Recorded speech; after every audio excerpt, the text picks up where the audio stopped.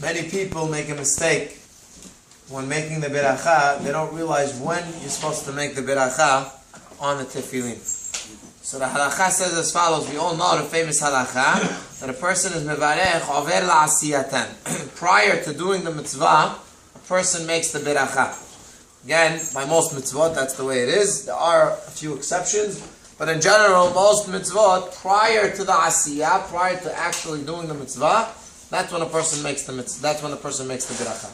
So, for example, we're up to tefillin. We're trying to get the tefillin. So, a person is ready to put on the tefillin. He's supposed to make the beracha first, and then he has to put on the tefillin. So, what is that supposed to mean? When is considered I'm ready to put on tefillin? So you see, sometimes people, they take out the tefillin, they unwrap it, and they start making the beracha. The tefillin is still not in its place. It's still far from being yet considered ready to put on the tefillin.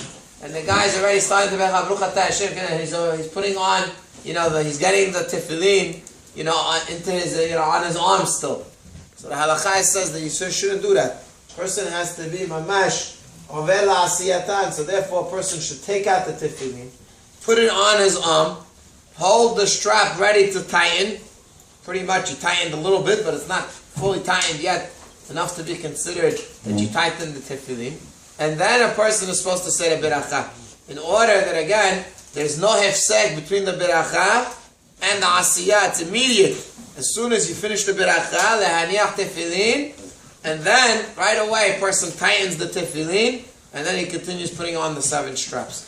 Again, this takes away from those people that don't realize that you're not supposed to make the beracha when you're taking the tefillin out of the boxes. You're not supposed to make the beracha before you have the tefillin ready in its place.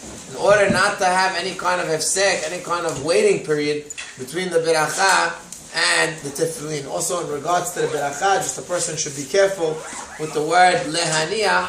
It's not lehaniah with the dagesh, which means in Hebrew lehaniah means to take off. Rather, lehaniah means to put on. There's a difference between lehaniah and lehaniah with the dagesh. So a person should be careful when making the beracha that he makes the beracha without making a dagesh in the noon in order not to have the wrong meaning in the beracha.